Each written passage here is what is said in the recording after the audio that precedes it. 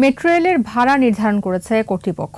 প্রতি কিলোমিটারে ভাড়া ৫ টাকা, তবে সর্বনিম্ন ভাড়া হবে ২০ টাকা।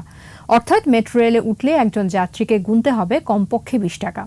এছাড়া উত্তরা থেকে মতিঝিল পর্যন্ত যাত্রী প্রতি ১০০ টাকা ভাড়া নির্ধারণ করেছে মেট্রো রেল কর্তৃপক্ষ।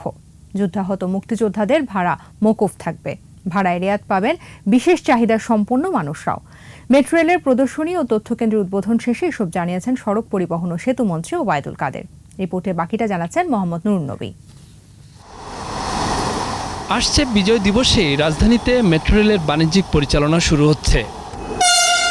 বলা হচ্ছে, উত্তরা থেকে আগারগাঁও পর্যন্ত মেট্রো রেল প্রকল্পের প্রথম পর্যায়ের অগ্রগতি ৯৪%।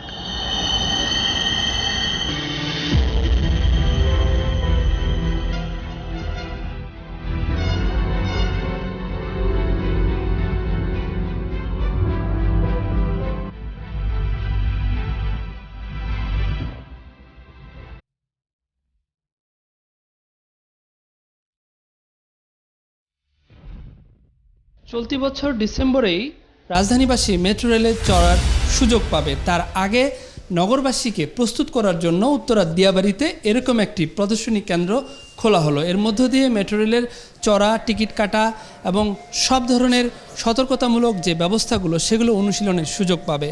আর সেটা যদি ভালোভাবে মানুষ শিখতে পারে তাহলে এই অত্যাধুনিক গণপরিবহনে চলাচলে কোনো সমস্যাই হবে না দেশবাসীর। দুই অংশে বিভক্ত মেট্রো প্রদর্শন কেন্দ্র। অ্যানিমেশন ও ডিজিটাল মাধ্যমে দেখানো হচ্ছে ঠিক কিভাবে এই গণপরিবহন ব্যবহার করবে নগরবাসী।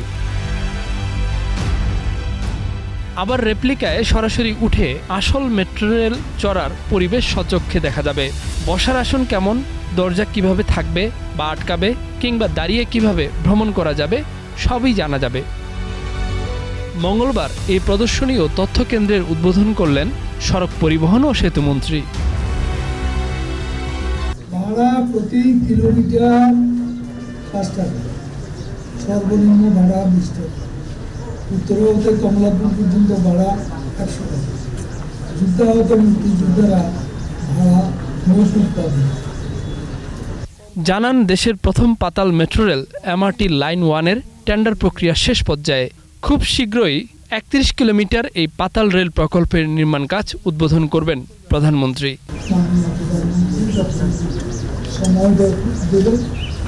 আমরা রাউন্ড গতি কাজ সম্পন্ন করতে পারব। ৬টি লাইন নিয়ে একটি মেট্রো নেটওয়ার্ক ২০৩০ সালের মধ্যে শেষ করে আনার পরিকল্পনা বাস্তবায়ন করা হচ্ছে বলেও জানান সেতুমন্ত্রী।